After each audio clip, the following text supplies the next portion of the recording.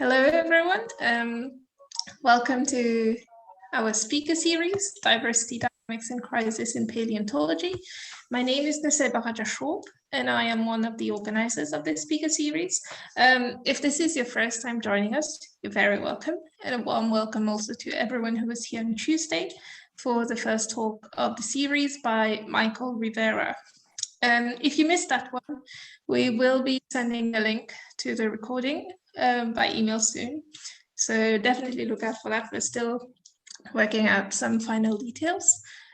Before I introduce our speaker today, I would like to highlight our code of conduct. Sorry, that was too fast.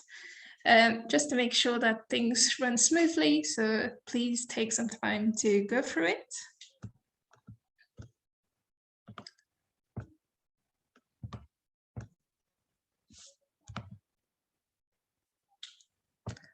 So there are live captions available for this talk. You can use the closed caption or CC button to toggle this button on and off. You can also submit your questions via the Q&A box that is at the bottom of your screen if you're using the Zoom desktop application, or via the chat throughout the talk. So there's no need to wait until the end. And I think Martin, who's our speaker today, we'll be speaking for about 45 minutes. No, 30 minutes. Wait, I don't even remember how much we said. Yeah, so however long he wants to talk, and then we'll try to answer your questions. So today we'll be hearing from Dr. Martin Nuñez, an ecologist currently based since 4 months, I just learned, at the University of Houston in the US, and is also affiliated with the Universidad Nacional de Comahue in Argentina. Martin's research interest addresses global ecological problems like the impact of invasive species on ecosystems. And more recently, he has been focusing on another global problem, the uneven geographic distribution of editors, authors, and readers in ecology. So the floor is yours, Martin. I'm just going to stop this so you can share your screen. Thank you all for organizing this and for inviting me. It's like a big honor to be contributing to this. And I hope that after my talk, we have a long discussion on these topics, which I think is the most important part, not to receive ideas and to talk about possible ways forward, etc. So I'm really excited with the chance of talking to many of you. Now I will share my screen.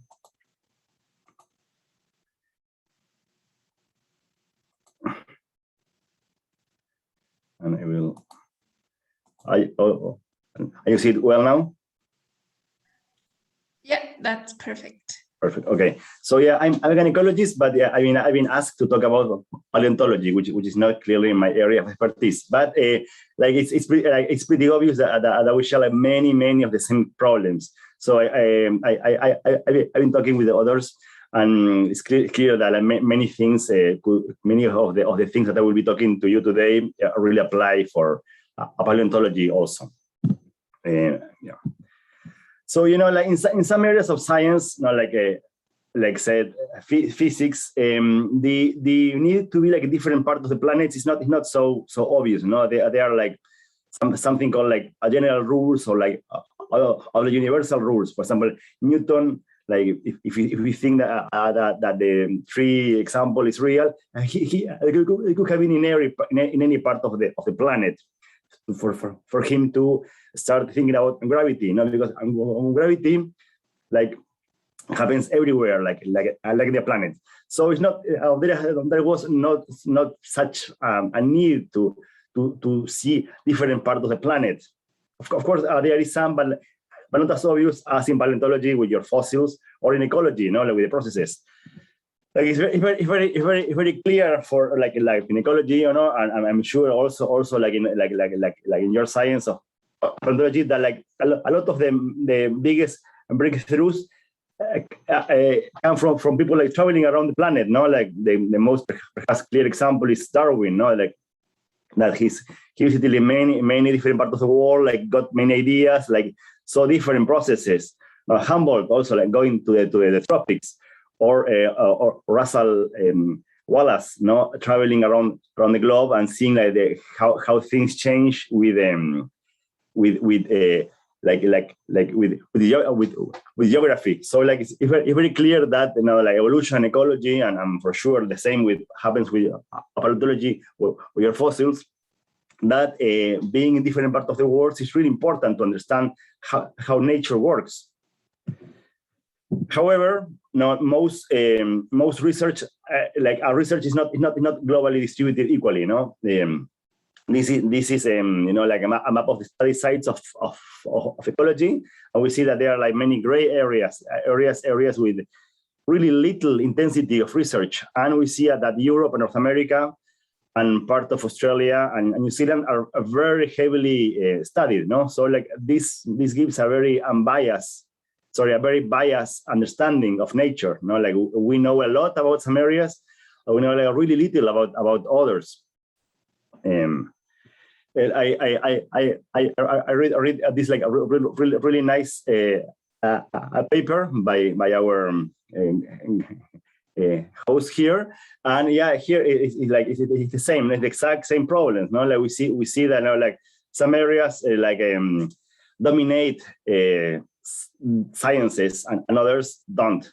So like we may end up with a really peculiar and wrong understanding of nature if we keep doing this. I'll give you like an example that I really like. It's about like butterflies.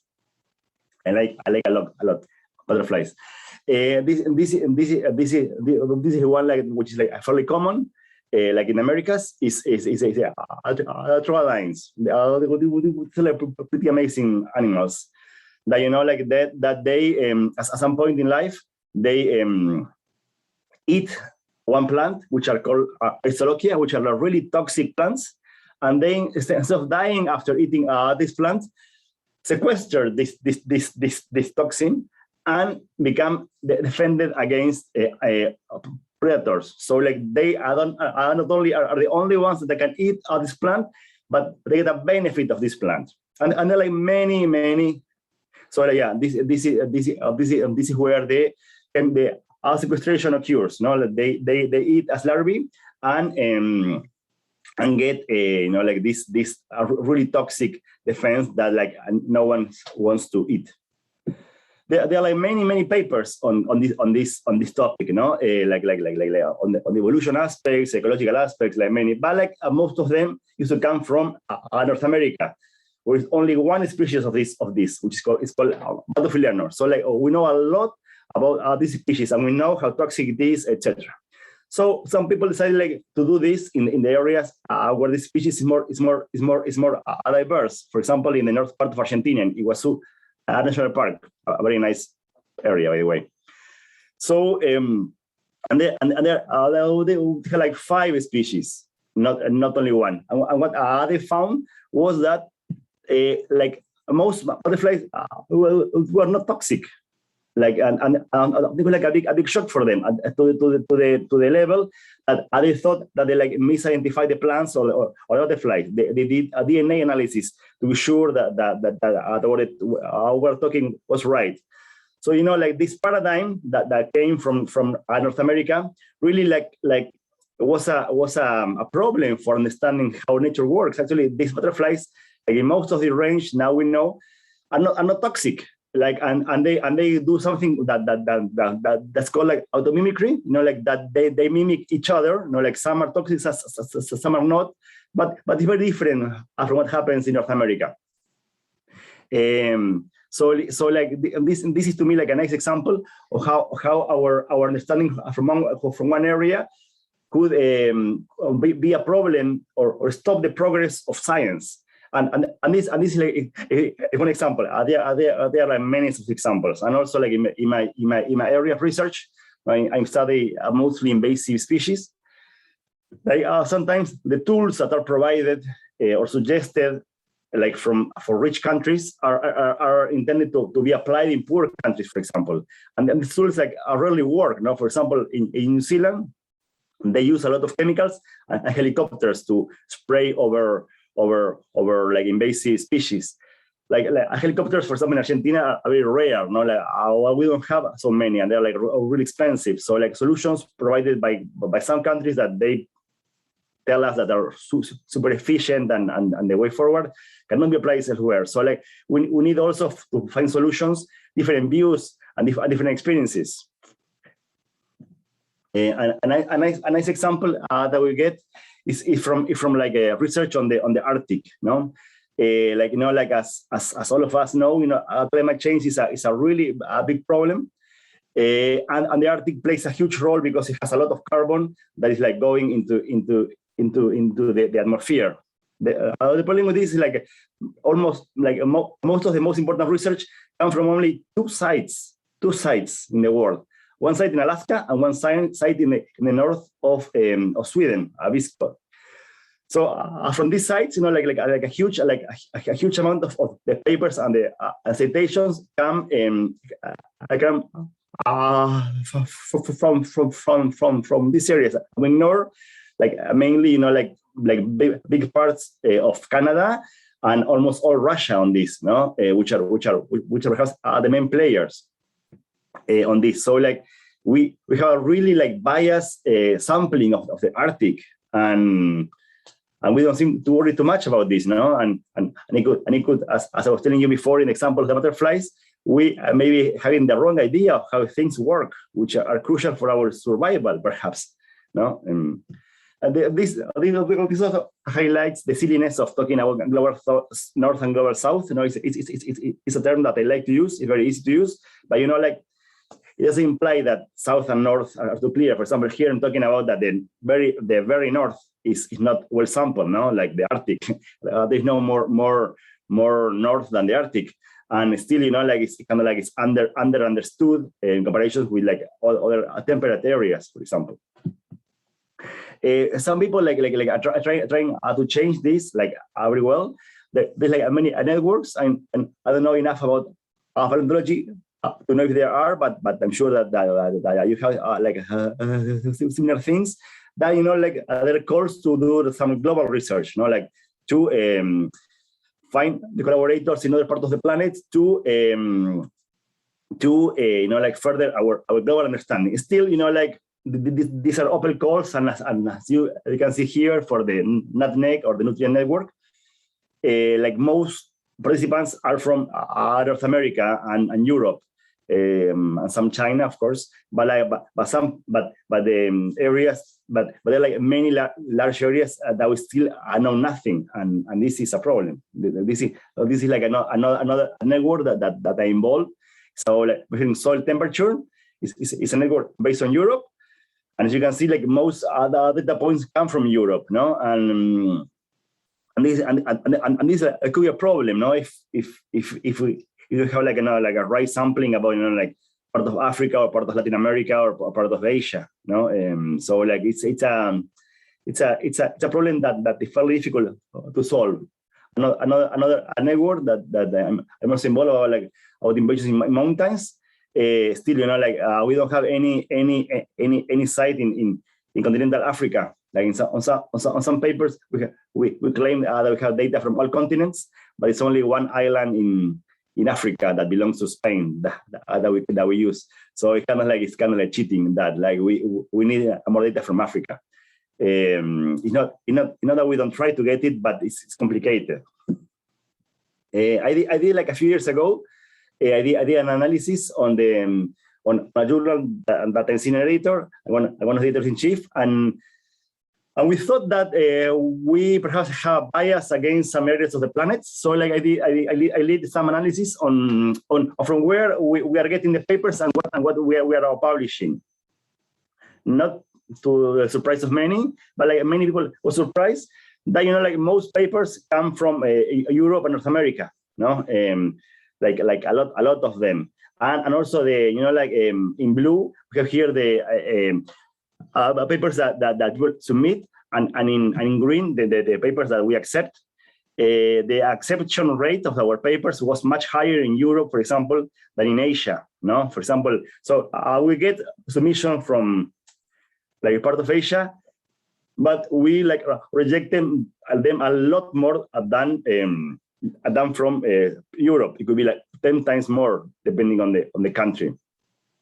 And then good reasons to do this, no? Like perhaps the writing is not ideal, the questions are not the ones that the journal is after, etc. But still, it's very sad that we have a really biased understanding of the planet, and when people submit paper from these countries, we reject them. It's something that like we should be a lot more aware of this. And like some people were telling me, this is a journal from the British Collection Society. These guys are queen, they like all the like history of a monarchy. Like of course they are like very like UK center. But we did recently, like a study like from 199 journals in Scopus, which are probably most of the journals that we know of about ecology, and still, like this, like this map, the size of the country represents the contribution to in papers to like on the topic. So we see that like the US and like many countries in Europe are huge. Look at Spain, and like Africa is tiny. It's like very thin, and Asia also is very thin.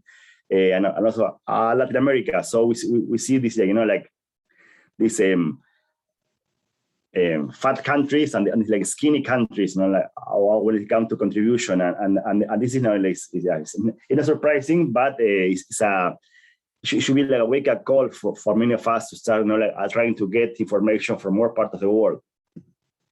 Which has like published this paper like the other day. This is from like possible invasions. We also did the same for this like, journal, and in this case we see that the US is super, like after this topic of invasions, we have a lot of information from the US, and not so much from other parts of the world. Also, like New Zealand, we have a lot, and then like for this perhaps like good reason. New Zealand suffers a lot about invasions, but I'm sure that this problem is not only common in New Zealand. It should be common elsewhere.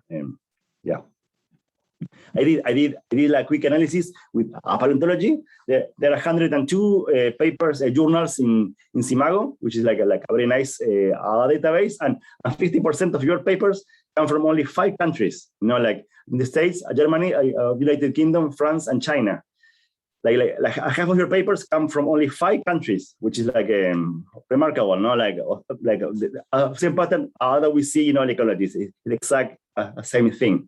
Like a huge bias towards some super, the countries that perhaps invest more in science or kind of things, or a bigger. Yeah. And this is for example. From a ecological perspective, it's a problem because many solutions are being proposed in the global south, and they're not here as much. And the same, I'm sure, that is happening with paleontology. Like perhaps if you have like a bigger understanding of what is happening everywhere, you have like a bigger and better picture of our like history of diversity, etc. I work with the British Collection Society, and the motto is we are working towards a world inspired, informed, and influenced by ecology. And to me, like it's a very tricky motto because like we don't know how the world is. Like it's very like we have a super biased understanding of the world, and even if now if we have like like data points in many different parts of the world, our perspective is mostly from the UK or North America, the schools of thought. So it's very hard to convince people to do something elsewhere if all information comes from one area. So I think we need to do something. So like with some colleagues, we came up with some potential like ideas to start solving this. So we have like many different barriers, that make the exchange of knowledge like complicated, like that make some area of the planet like dominates and others to follow or to not develop their own science. So we found like five ideas, which probably there are more problems, but like this we thought were the main ones. Language is like a big barrier, no? Like a small proportion of the planet speaks English well, and we assume that like a scientist should speak English well. So this is a problem, because like arguably the smartest people out there in the planet like doesn't speak English, and we're ignoring them. Or others may speak an English, but may not be like a really like good English. So like other papers get rejected. So for this, there are two. So yeah, for example, for this, like I have an example for myself. I didn't think about this much before. No, like in the last few years, I've been thinking a lot more about the English problem. And there are like many papers on that now that show the problems of ignoring like other people that don't speak English too well. So but like a few years ago I was asked to work on a project that was about measuring the impact of invasive species in Argentina, the like economic impact, how much money Argentina spends on like species that invade, say weeds or people or species that like cause disease, etc. So I did what I do best is like I went to do like a search like a Web of Science. A Web of Science is like a really nice like search like academic searcher for papers. Like it has everything very clean. Like you can find the PDF very easy. Like it's very nice. But I did search and I have experience on this, but I only got 5 papers, and I knew that they couldn't publish a paper of like a review with only 5 papers. So what they did was to like I changed to Google or Google Scholar, like other searches that are more broader, and I looked for things in Spanish, and I got. I did this in Spanish, and I got 60 papers. So a lot more, like yeah, and I'm an expert on invasions, but I didn't think about this, like I didn't think that clearly most of the research on the impact would not be in English, because Argentina is in my country, we speak Spanish there, but like the impacts like usually reported, like as local problems, and I feel pretty embarrassed of myself, like why I didn't think like this first, like why I didn't do the first the searching like in Spanish, and yeah, but anyway, a lesson learned. I realized that like there was a lot more in the local language that in English about this like this topic. This will not be for every topic. I know well, but in some areas of science, there's a lot done in other languages or yeah that are not English. So like I encourage you to like have a chance to try to look for what is like written and done in other languages. Perhaps like some great data points or ideas are there.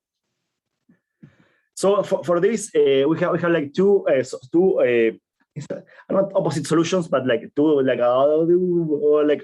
different solutions. One is that journals should be a lot more friendly with poor English, basically, like they should help people that are struggling with English. Like journals are asking people to write in a language that is not their mother tongue. So it's pretty cruel to expect them to reach the level of the native speakers, but we do that without any problem. Sometimes I feel like science is still a bit like in the 19th century. So we should do a lot. We should help these people. We should appreciate their efforts, not punish them. And on the other side of this problem, I think that we should also do like we as scientists, for example, when we do like searches of papers or do reviews, do searches also like different languages, and of course, like many of us only speak a few languages, but like we can find collaborators, no, like I can find like colleagues like elsewhere in the planet, like a Chinese collaborator, for example, to help us with Chinese, and that will not only like, allow us for a deeper understanding of science, but also like perhaps will help with the collaboration, etc. Next problem. Finding an infrastructure, no, like clearly some areas of the planet, like Germany, have a lot of money and infrastructure, and others don't. No, like that's pretty obvious to many of that. And this have produced, like what the famous, like helicopter science, that the paper by Raja et al. Like I talk about well, like people come from from rich countries, go to poor countries and get data. And sometimes, they can be nice, but sometimes they, just like do this like colonial type of science, that they go collect the data, ignore the locals, and analyze their results in the tables of some fancy museum in Europe or North America. And this is a problem. I think, and now we understand that this practice is wrong, but still, it's not so easy to change. But really, there's a gradient here to something, like really, like 19th century style with the like a really bad going and only getting the data at night, nothing to something perhaps that could be like useful for the locals. Like if this like well educated person, like in science could somehow help the locals, perhaps this could be like a really awesome thing. And I will talk about that now. So yeah, we should change from this like helicopter science to do something that we call inclusive international research, like to try to be more inclusive of local researchers and ideas. But this shouldn't come in the form of charity, like it's something that like very easy to do, like, okay, we will pay assistants well, like so we are like nice researchers, we do things. No, it should come in the it should offer locals the chances of leadership or education. Like if you go to an area without any researcher, perhaps like it could be like amazing thing if you could train like a master students or student to do a PhD, for example, or if you have researchers there, you should give a chance to for them to lead part of the research. That's to me something ideal. So yeah, so this is something that I think that we should be doing. And there are things that I think like we should be a bit careful. For example, open access. Like we all love the idea of open access. That research is not under by the paywall. That well, we cannot access science because we need to pay to read the text. So our access is amazing, but also like generates the problem that like many people from poor countries cannot afford to pay the really heavy fees that this open access like sometimes has. Like so like it's great to read something for free, but it's like a really big barrier if you ask researchers to pay like thousands of dollars. And I don't know like what paleo research is on this, but like in ecology this is like really growing, and they're like really nowadays we have like fewer options of non-paid journals, which for people from countries that are not so wealthy it's like a big problem. And put us in a like extra stress, like we now need to even pay to publish, like, and it gets like very like complicated. The other problem that they talked before is about like education and training. Like there are not enough researchers in some areas. And then again, this goes to the inclusive international research. That like and I will give you here like a personal example. Like I was an undergraduate student in Argentina, which is an area with many researchers, but like not so many of my area of science, which was basically like invasive species. So like a gringo came to do a field work in Argentina. It was like Adam Zimberloff. And he hired me. I was like an undergrad. And he hired me, as a field assistant, as a field assistant. So he was like a really open, like a super nice person that really really help my career. I'm sure that I'm giving you this talk here because of his contribution. Like he really helped me like in my career. He was later my PhD advisor, and and from that trip. I was an undergrad, but we wrote 2 papers, and he put me as an author. So he gave me like some visibility. Like he could have like not done that because he was paying me, and I was his assistant, and the ideas were mainly from him. Like how to do science, but we like the locals really helped me, and he was like grateful and helped us with the. And allow us to be part of the papers of this project, which really help us. Later, like he also like give us like chances of leading this research, and I did my PhD on this. Like with like I had many papers with him on this topic. So like I think this is like a good example of how like something that could be like scientists from like a really wealthy country comes with the resources, and it could be like a disaster, like getting information and leaving nothing, or could like help train locals or give opportunities of leadership and really help the local science by like sharing information resources. So I think this problem of the like the wealthy researcher going to a poor country could be like something like that has like lots of potential to be like a really good thing, but it could also be like a bad thing. So like we should be careful on this, why we do this.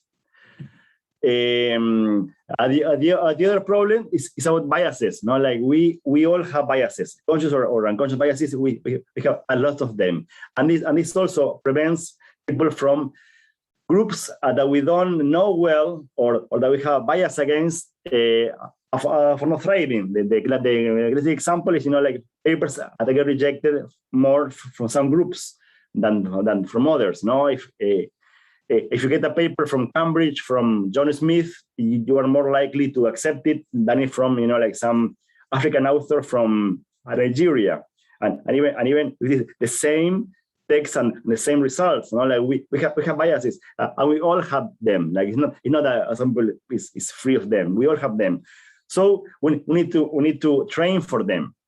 We need to like further our understanding. There are many courses on this and many ways to avoid these biases, and we should all do them, and have also mechanisms to avoid them. For example, like the classic one in publishing is the double blind, like that people I don't know who the other author is, but still not a perfect system. But like we should find ways to avoid biases, which like always help the privileged and affect the unprivileged. So it's like makes this divide even bigger.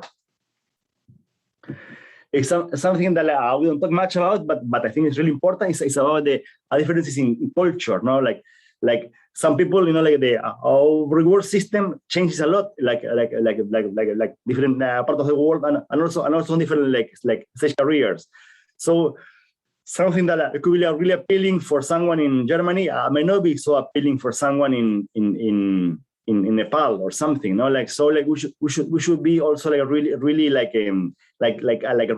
work hard and practice our patience and empathy with others. Like some people are maybe busy with other things or have like other problems, and we should be more understanding that like different people in the like in different parts of the world work differently.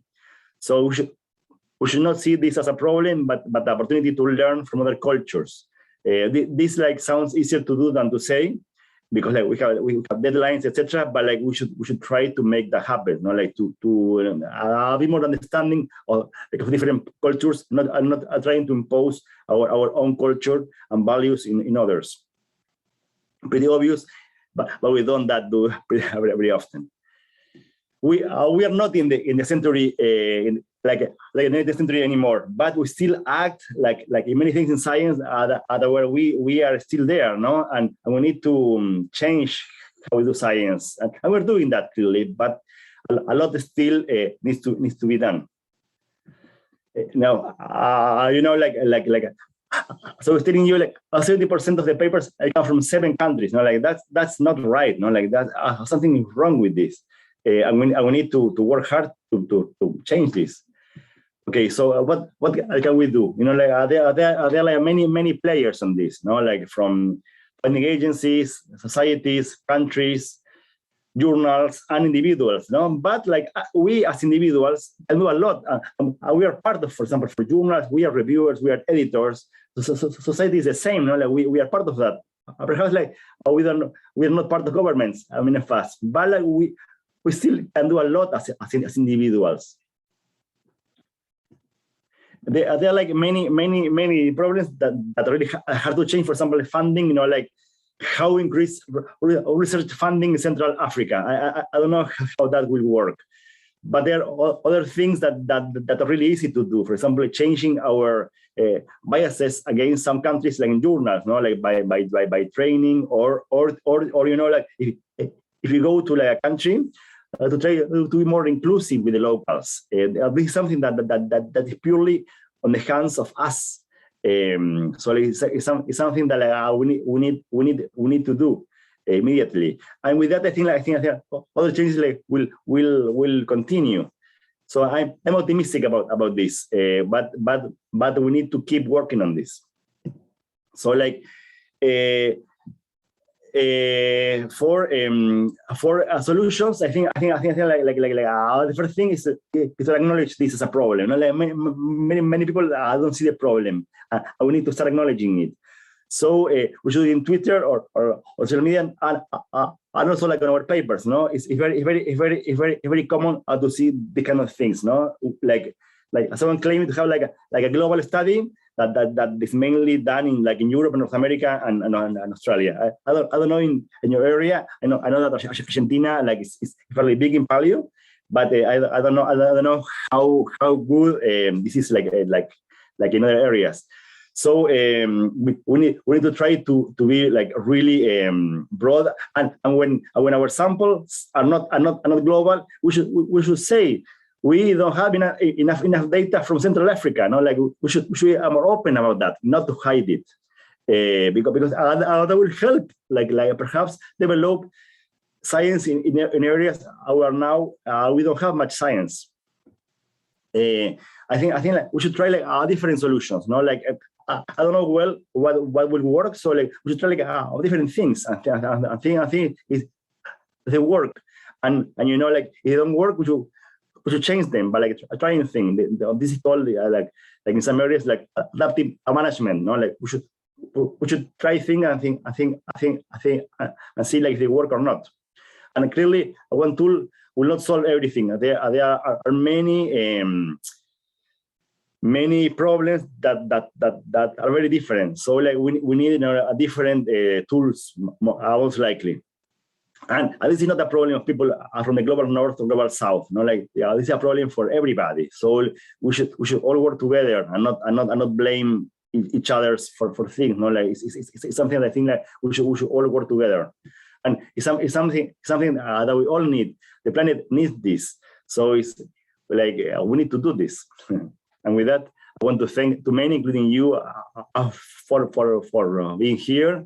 And so many people that throughout the years like have helped me develop these ideas and educate me on these topics. And if you want to contact me, I'm on Twitter pretty active and through email otherwise, and yeah, kind of things. Thank you. Thank you, Martin. That was great. So if anyone has any questions, please put it in the chat. I'll start off with a comment that Catalina made in the chat. So she said that seems to me that although some journals are based in certain countries, no journal should belong to a particular country, because obviously they are all going to be based in a country it should be global, regardless of where it is based. And a lot of journals, for example, say that they have an international scope, right? And I wonder, with the journals that you had in like the 70% of the journals, do you know how many said that they have an international scope? And I wonder whether they really did have an international scope or whether the geographic coverage was also biased. Like Yeah, no, super biased. No, it's clearly, all of them claim to be, like international journals, like all these journals that are good, or all they claim to be like international. But and they clearly are. No, it's more than one nation included on this. No, it's always the US and Germany and the UK. Like a multinations, but they clearly ignore most of them. And it's like a big problem, with the publishing. Is because publishing is out there to make money, and this is something that we I don't know if we should change it, but at least to adapt it to make it more better for science. No, we can something called an audience. No, like if you are part of a journal, they will tell you, well, you should. This paper is not interested for our audience, but who is the audience?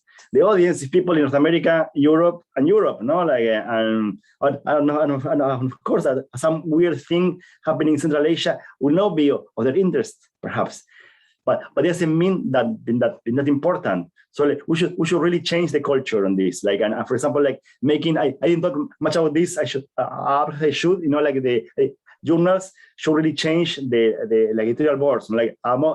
Most editors come from these countries. And we should make it a lot more diverse, yeah. So I think that would be for journals. That's a really great first step to make the editorial board more global. So we can appreciate things that happen in different parts of the world. Yeah. Okay, and so you are an editor, right, for a journal, and how do you go about to actually make your editorial board more global? What would be the steps you would take? Yeah, what we do, historically, what happens is that, for example, if you're editor-in-chief, you look for friends that want to be part of you, or you ask for your friends, hey, I need an expert on fossils from Australia. Who is there now to help me? And you email a friend and say, oh, I know this person, he's great. He will help you. I typically say it's a man. But that's not the idea. I'm moving forward now. We're calling open calls. We do open calls. We invite everybody to apply for this. And there we see, what we want. It's not that we will pick a person because it's the only one that comes from some country, but that I can give you an edge, if you're the only person from a region that it's really important to have you. So I think that's the easiest, more important thing to do if you're a journal, to do open calls, to try to stop this network of friendship team, we should make it truly global. For that, we need to make calls that can reach everybody, and we rarely do. Okay, and I had another question as well. Oh, Jensen has a question, so maybe I'll pop that in first. Okay, so do you think summer schools and workshops for students and early career researchers could help address these issues, or perhaps they are also biased in who participates? Yeah, clearly, yeah. With workshops, etc. It's really biased, and we should work hard. The problem is money on this, typically, you see, really, for example, there was a famous workshop on ecology about the future of ecology. It was a team, and they claimed that they didn't have money, so the only people that could participate was people that could fly themselves to Sweden. So tell me like a researcher from Africa that could do that, no, like would not be able to do that. So funding money is a problem on this because it always like favors the privilege. And in workshops, this happens all the time. No, like they typically pay you, like part of the workshop, those kind of things, or they give you, like a fee waiver. No, like, you don't pay the entrance, but you need to fly there. With the pandemic, we learned that we could do a lot online. So perhaps that's the way forward. To make it truly inclusive, because like we have here people like in many different time zones, I know, and this is amazing and it's fairly cheap, and we can afford it. So perhaps like I have like mixed feelings about this because like in-person meetings are different, and I think you get like a deeper understanding of the other person and a deeper, like it's hard to make a friend through Zoom. But still, like perhaps like a part of this should happen this way. Yeah. Thank you. So William asked, do you think one way we could change the publishing culture is to publish in journals belonging to societies that give free membership to people from countries that do not have the resources to pay the membership fees? Yeah. The problem is that, like, at least in ecology, societies make money out of the journals. Like they some of the biggest income of societies, for example, come from journals. So it's not so easy to. So they basically behave like companies in like when it comes to journals. So societies clearly are better than like fully private journals. But still, they are not so committed to make the thing like really global, no. Also because they are like worry things about like impact factors. So he published something from Cambridge because more people will cite that. And then if they publish like someone from something from like an unknown author from Ghana, no. So all these things play against it, but like. Perhaps we should, societies should be like more serious about this and start changing. I know, yeah, it's very complex. It's very complex. Thank you. So Mariana says that the problem is how our institution evaluate our work. If they take into account just bibliometry by big companies and research indices, this can be a strong condition. So I think like a lot of the US ones as well, especially, because they tend to be longer, or they've been around for longer. So like already indices tend to be like higher than a lot of new journals, for example, that could be emerging from lower income countries. So it's not like they're not there. It's just like, they're new and people might not publish on them. So how do we insensitize people to actually, go for these journals? Yeah. I give a class on this, like, and it's like there is this trade-off of like doing things for your career and to help science, like it's not the same.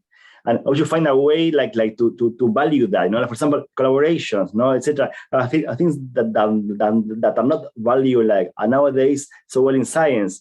And yeah, and when it comes to journals, for example, like Nature, it's a classic example of like a for-profit journal that like charges a lot of money, like pretty mean with like libraries, but still we all want a paper in Nature, it's how our like value system is done. Like if you have like in Nature 2 papers, you have a job, that's for sure, like and I don't know which area of science you are. You know it happens, and so we play the game, and I'm always like pretty like I know like it's amazing that like we like as scientists are very like open-minded, forward thinking, like you name it. But when it comes to this, we really behave like if you're like in the 19th century, like I don't think like like making things better for others, but we only think in our own benefit in a way, and that's a problem. And I don't know well how to change it. It's not the easy thing to change. We should clearly move away from things like impact factors or kind of things, but I'm not so like there are not many like options for that. I don't know. Yeah. So Gabriela says that we have a lot of common between paleontology and ecology, and in my experience as an editor of several international paleo journals, I'm very happy to say that things are definitely changing, and we have people from the Global South as part of the editorial board of many of our major journals. However, there is still a lot that needs to be done, but I am very optimistic. So that's really good to hear. And going off that, I wonder, how fast do you expect that these changes will happen, for example, in ecology, that, it will become more global, or it will include like all the things that you've mentioned? Are you optimistic? It could change fast, and for example, I giving a talk on this now that wasn't possible, like years ago. So I think people is really aware of this, and for example, like things like Twitter, like really help to highlight the problems. Now, for example, if there is a paper from Nigeria with 10 authors, and no one is from Nigeria, like in the author list, people get like upset about that. So that's good, Like I think we have the power and the will to do it.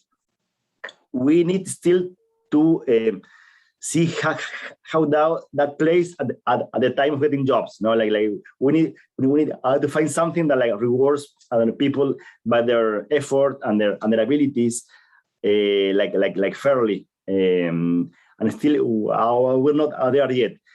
Like I think things are getting better every year, but it will take decades, I think, like to be fully global, fully, to be like really better. But like I think we are like in the right direction. Yeah. Thank you. That was fantastic. Thank you, everyone, for your great questions. Martin, if you have some time, I think you would want to go through the chat as well. There are some really good comments. I will go. Yeah. I can check it. And everyone, so we will meet again next Tuesday, so at 11 a.m. UTC, so that's GMT as well. And we will be hearing from Dr. Devapriya Chattopadhyay, who will be talking about paleontological research in India. So that could be a bit early for you all. We will record that talk, so it will be available for watching later. So if ever you can't make it, that's also okay. Thank you all for coming. One more thing, like I think that the easiest thing that we can all do, like to start this is like stopping like ignoring science, like from the global south. Like we should do like more like deeper searches on what is done there. That effort, I think will really help getting things moving. Like if you can like highlight the work of like these like underprivileged people, researchers, that will be like really great. And I think that is something that we should all do as a single thing. If there's something that we can do, that would be great.